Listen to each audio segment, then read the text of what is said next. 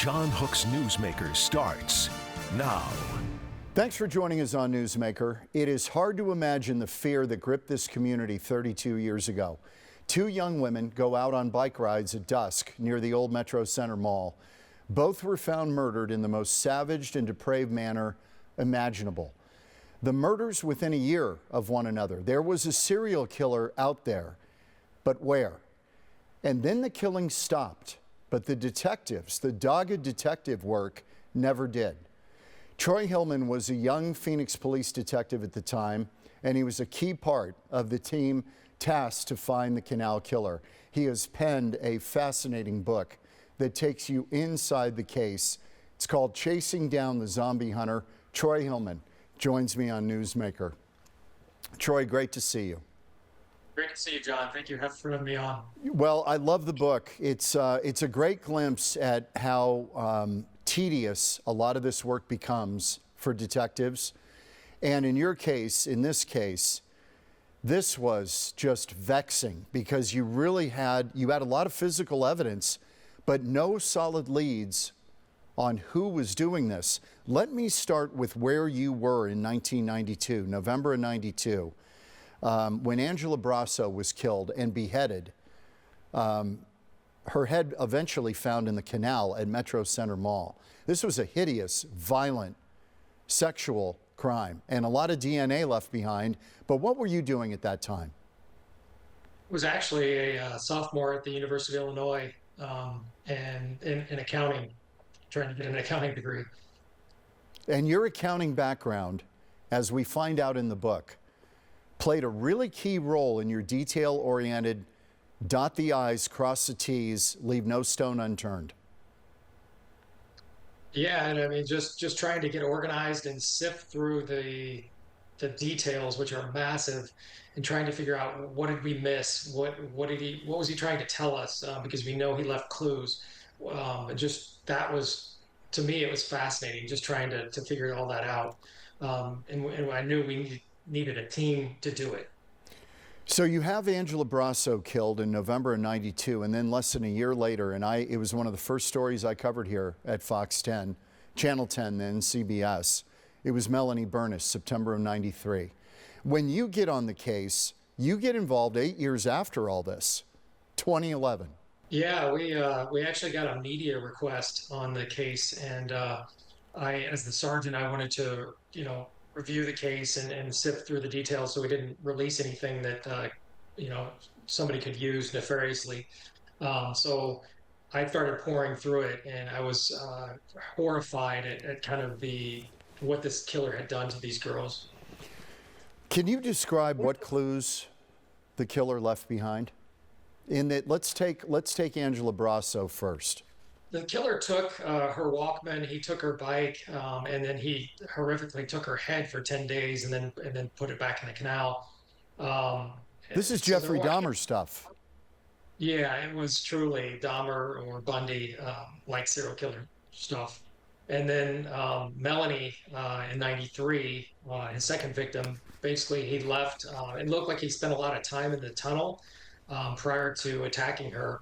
And he wrote something that we still to this day don't know what it means. It's inscripted WSC. So he wrote that in the tunnel, and he also carved it on her body. The WSC was curious to me because at the time covering it, some were hypothesizing West Side Crips. Yeah, we had heard West Side City, West Side Crip, and again, we keep those in mind from a cold case perspective. But we also wanted to figure out what else. There was an inscription in there, a Tweety, and we wanted to figure out how that played in, and just kind of isolate those and see what he's trying to tell us. I went with more of a religious because of all the symbolism. What was the placing one of the victims in water, the beheading, the cross that was carved on one of the victims. So I went with more of a possibly a Westminster shorter catechism or something that religious that he was trying to tell us. Troy, these killings, just kind of go through roughly how they were committed. The girls are riding their bikes through that tunnel near Metrocentre Mall along the canal. And he jumps out and stabs them in the back, is basically how he disabled them? Yeah, Angela, our first victim, was up north in her apartment complex, and she was riding the bike trail at dusk. And somehow he either got her to stop or did what the FBI said was a blitz style attack. But basically, it was a swift knife to the back, and then he basically that penetrated Angela's heart.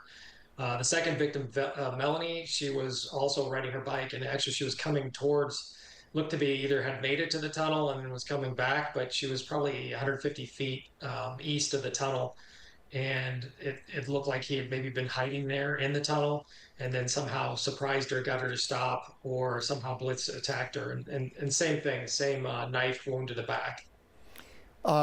Post-mortem, do we think that the girls were killed pretty quickly or no? Yeah, I say the only good thing in this whole investigation was that the girls did not suffer, meaning they basically were instantaneously dead. And then at that point, the perpetrator then did awful things and carried on his fantasies.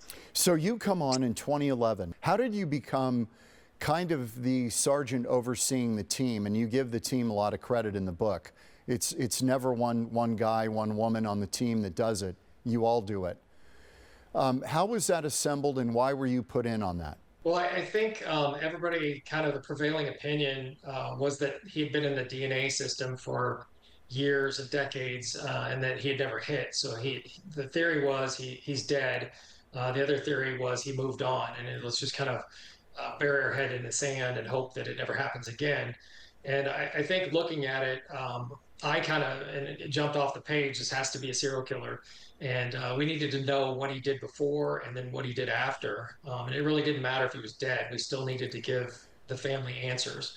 So I needed help. I thought maybe as a CPA that I could do it. And then I realized that, I was outmatched. And so we assembled this elite group of detectives that were passionate. I always say they were like bulldogs, and really got in there and worked well with each other. And they all had their own quirks, but phenomenal group of people, very talented and very hardworking. Well, and we should say during this time, your team has 2,500 other cases you're working on, cold cases. The families call in and they want updates, and they deserve updates. Court is going on for the detectives. We're trying to review cases, just a massive workload. And even if you have 5 detectives, that's 2,500. That's 500 each. That's just mission impossible. So and then you add on an investigation of this magnitude.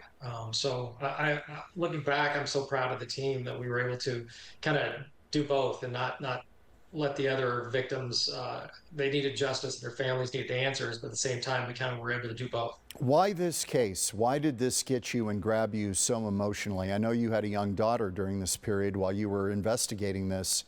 That may be part of it, but I want to ask you. I think every case deserves to be worked. I heard over the time that certain people that were homicide victims put themselves in a bad spot or, did things. And I always said, no, it doesn't matter. We're going to work each case and we don't judge. That's not our job.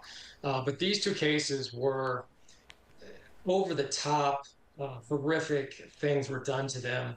And I think we needed to know who did it. There was just that question of just who did it and why and what is he trying to tell us, because it just reeked of, like I said before, reeked of a serial killer. So the first part of the book, you're pouring through unsolved murders of young women on bicycles around the country. You're going back trying to get DNA on anybody connected, but it all comes up empty. Yeah, it was a roller coaster ride. We would get excited. Each member of the team would find somebody that we'd get excited. We'd fly all around the country. We'd get their DNA. There were different thresholds in different states that were kind of difficult to navigate. Everybody thinks, oh, it's easy just to fly in and get somebody's DNA, but there really are legal procedures which make sure that their rights are protected. So we had to navigate that, and that was challenging. And again, every time we got a guy that we thought, hey, this is it, we'd get the call a couple weeks later from the lab and Kelly and say, it's not him, keep going. Yep. And then you read about the grim sleeper case out in LA. 10 black women killed in the late 80s, in the 80s, sparked your interest in genetic genealogy.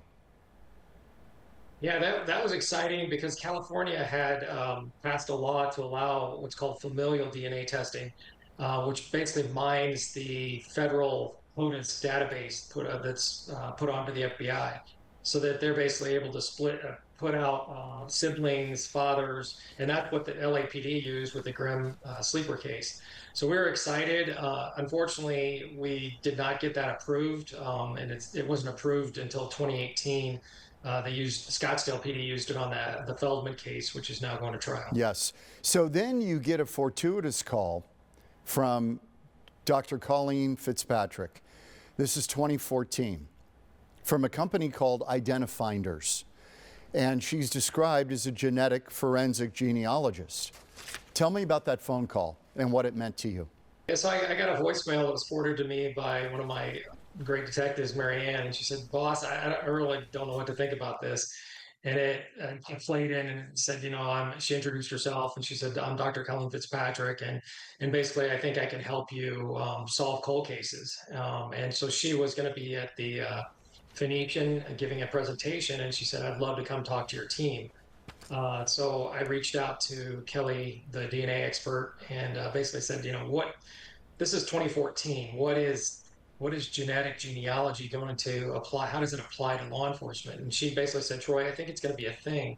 We'll talk to her, we'll kind of vet her out." And they did, and she came back and said, "Hey, I think you guys should definitely look at it."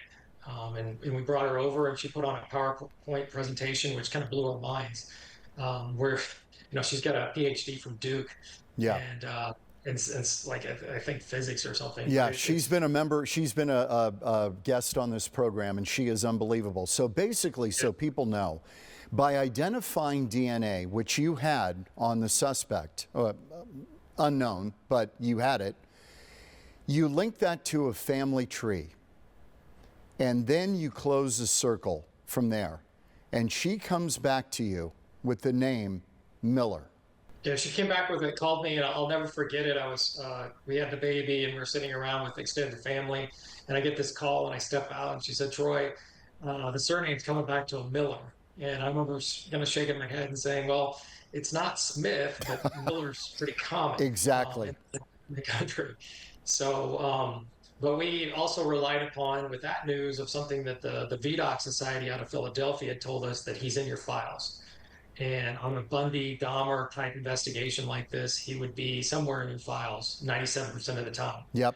And so we use that to basically go from there. So when we come back, we're going to talk about file 668. That was it.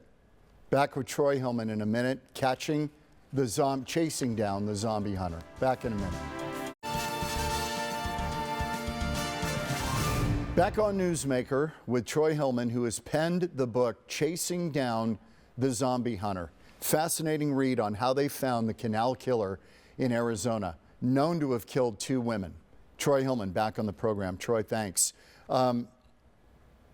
So you do the DNA testing, and genetically using, all these different databases you can link that DNA to a surname.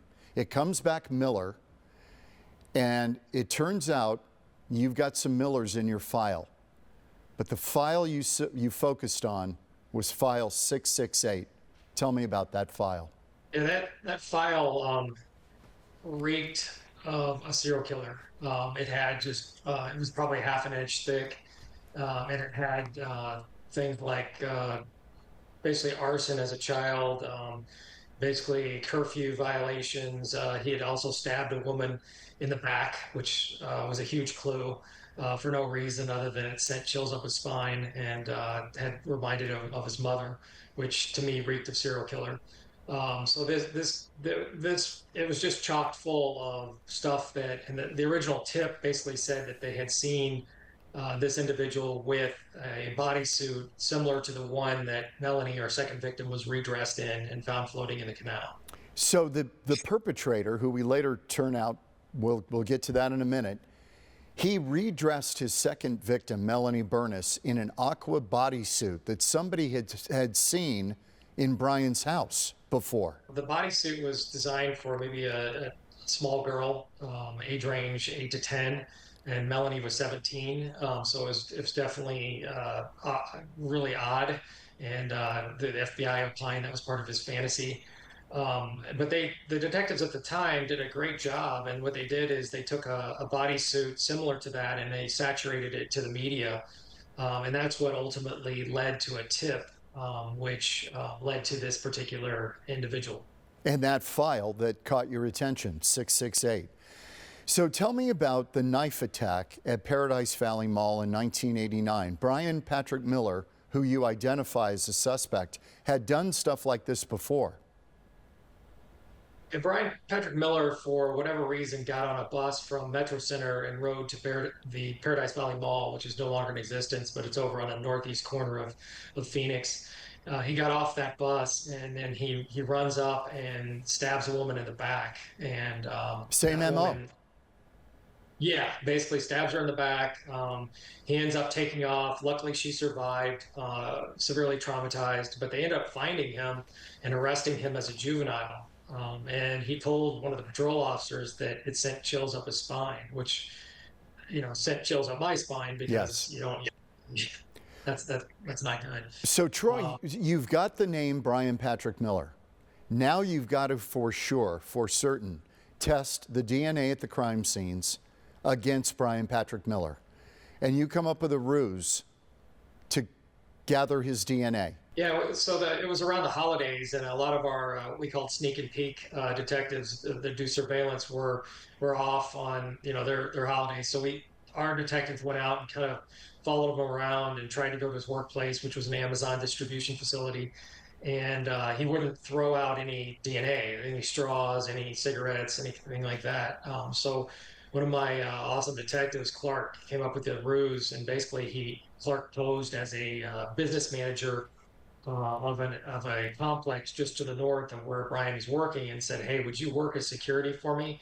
Because we're having a lot of theft." And Brian took the bait, and they set up a restaurant meeting, and we all were there, and we were all watching, and that was kind of a career highlight to watch a potential serial killer come into a Chili's on a Friday afternoon. Incredible. And he shows up with his daughter. By the way, at this point, people should know Brian Patrick Miller was known in the community because he had this alternate personality, the zombie hunter. It was cosplay. He had a tricked out car. It looked like a police car. He wore this kind of pseudo gas mask thing. He was known. I actually saw him at Comic-Con, taking my kids to Comic-Con. I ran across him. And he was even taking pictures with police officers, kind of smugly saying, "Hey, you guys are too stupid to catch me, for what I did." Yeah, it's incredible. So you get him to the Chili's. He shows up with his teenage daughter. And you're waiting for him to put his lips or mouth on something, but he didn't. But he finally did with a water glass. Yeah, he ate a whole, I think it was a burger and fries. And Clark couldn't believe it because Clark was sitting across from the table, and he took one drink. And I think we came out of there when he left wondering, did we get his DNA? Did we have to do this again? And how are we going to do it? So you end up in a conference room and somebody comes in and says, "We've got some news." Can you tell me what that was like when you learned that you had your guy? It was surreal. Kelly Merwin, who's in the book, and her DNA team came over. And first of all, we were in the conference room, and they don't usually come to us because the headquarters is kind of not, it needs to be, I think they're moving as we speak. Yeah, right. It's broken down, but the lab was pristine, and we would always go over there. So to have them come over and talk to us, we're like, what's going on? What's up? And then Kelly just said, "It's him. You got him. It's Miller. It's the zombie hunter." Unbelievable. How long was that period from collection of the DNA to when you got a positive? I think it was about a little over 2 weeks. What were you doing during that time? How were you managing your own internal emotions? trying not to think about it, trying to think about how many times we've been on this roller coaster ride of suspects that we thought were good for this. And although this one lined up and all checked a whole bunch of boxes, we were just trying not to get too excited. When you arrest him and pull him in, you weren't there. You told me that in an earlier interview. You weren't actually there when he was, you were in a separate room when he was interrogated at Phoenix PD. He never, throughout this, has answered a lot of your questions about why and what was going on and where some of this evidence might be. Do you think it's out there somewhere? Yeah, one of the things the profiler we use from the VDoc Society told us is that a lot of these serial killers have a lair. And he's like, you need to find the lair. They'll keep trophies there. They'll keep souvenirs. They'll keep, you know, maybe the bike, pictures. And so we searched high and low for his lair. And there, you hit on it, John. There's a ton of questions that we still don't know to this day, and only Brian knows the answers. He kind of portrayed himself at trial as the victim. His team claimed dissociative amnesia at trial. What was your take on that defense? I was kind of horrified for the families. It seemed like there was this Jekyll and Hyde that they tried to portray. And it's almost like Brian hijacked the whole trial and again made him, you alluded to it, made him the victim rather than the two girls that were the victims. So I was glad the prosecutor, Vincent Berdino, did a good job of, his closing argument, saying, putting both girls' pictures up and saying, these are the true victims. This is not about Brian Patrick Miller as the victim. Do you believe he's responsible for Brandy Myers, 13, who went missing in 1992? She lived a couple of doors down from Brian Patrick Miller. Absolutely. And I worked closely with the missing persons detective, Stu Summershoe. He's an awesome detective, very thorough, and he submitted that case to the county attorney. And unfortunately, no body homicides are really tough. So they declined to prosecute. Hopefully information will surface in the future to where Brandy gets justice. What about Adrienne Salinas in 2013? She calls her boyfriend saying she's taking a cab to see him. This was kind of roughly in Tempe. She never arrives. Personally, I think he quite possibly was involved. That one, I don't know a lot of the details because the Tempe Police Department has it. But we did get with them and they did take a look at it and we compared notes. So ultimately, hopefully answers will come for her and her family. Did anything come out of the interrogation that you got out of Brian Miller that satisfied you? No, not in terms of any kind of remorse, any kind of I'm sorry for what I did. And that kind of carried on through the trial. He never accepted responsibility. So I think he played with this and used a lot of what the profiler said, sarcastic ruses, and kind of toyed with us. But yeah, he never gave us anything substantial other than he said he didn't do it. Troy, it strikes me that with this genetic genealogy, between that and surveillance cameras that are everywhere, it is getting very tough to try to murder somebody and get away with it. Yeah, and hopefully we send a message for every cold case that we solve and every homicide on the front end that we're not going to give up. We're going to keep looking at it, and that's why I'm a big advocate of staffing of cold case squads. And you've got to have a lab on board that's working hard, and you have to have all those pieces in a recipe.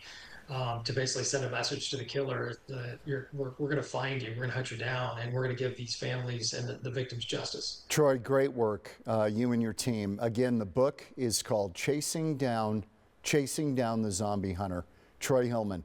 Troy, before I let you go, I have one more question. At some point, Brian Patrick Miller will be put to death. Will you want to witness that? Yes, if I'm asked, I would definitely go because I saw the pictures of what he did to those girls, and I don't think you can unsee those. Troy Hillman. Troy, thank you so much. Great work. I think this was your life's calling. Yeah, I kind of stumbled into it, but yeah, it was a career journey, and I'm glad to give those families justice. You did. Troy Hillman. Thank you, Troy. Thank you, John. We're back in a minute on Newsmaker.